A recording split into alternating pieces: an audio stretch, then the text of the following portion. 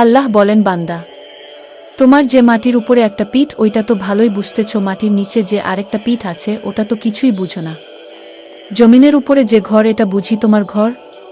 ঠিক আছে, তোমারই ঘর ধরলাম, এটা তো খুব চমৎকার, চতুর্দিকে বাউন্ডারি, মাঝখানে বিল্ডিং, ভিতরে সোফা, খাট, পালং, দরজা, জানালা, চায়ের কাপ, কাচের প্লেট, কত ফার্নিচার, কত আসবাব।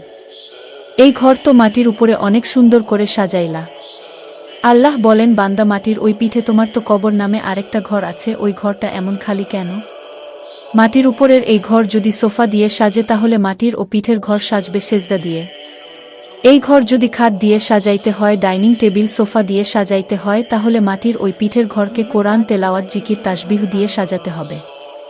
আল্লাহ তাআলা বলেন, বান্দা, এই ঘর তোমাকে একা না সাজাইলেও চলবে, ছেলেরা, নাতিরা এসে বাকিটা সাজাবে। কিন্তু জমিনের ওই পিঠে যে কবর নামের একটা ঘর, ওই ঘর তুমি ছাড়া আর কে সাজাবে? ওই ঘর তো তোমার একাই সাজাইতে হবে। সেইবার তোমার ছেলে সাজাবে না, তোমার নাতিও সাজাবে না। যেই ঘর তোমার একার সাজানোর কথা সেই ঘর তুমি রাখলা খালি, যেই ঘর তোমার একা না সাজাইলেও চলত সেই ঘরের জন্য তোমার এত ফিকির, 7 বছরেও তোমার পেরেশানি শেষ হয় না।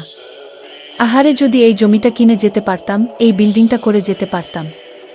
অথচ মাটির উপরে যা সাজাইছে, আল্লাহ তাআলা বলেন, বান্দা, তুমি খেলনা সাজাইছ, আর যেটা খেলনা সেটা ফেলো না। মজবুত করে বিল্ডিং বানাইছ, এটা বিল্ডিং না, এটা খেলনা।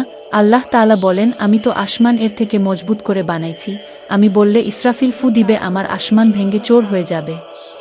আর তোমার বিল্ডিং দূরের কথা, এগুলা উঠতে থাকবে।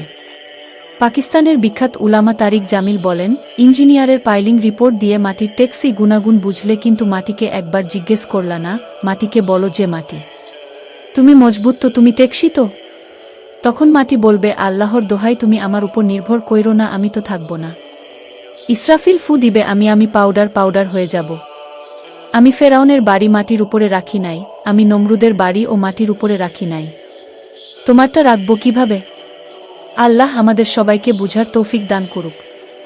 এই জন্য আমাদের দুনিয়ার ঘর সাজানোর আগে আখেরাতের ঘর সাজানোর নিয়ে ফিকির করতে হবে।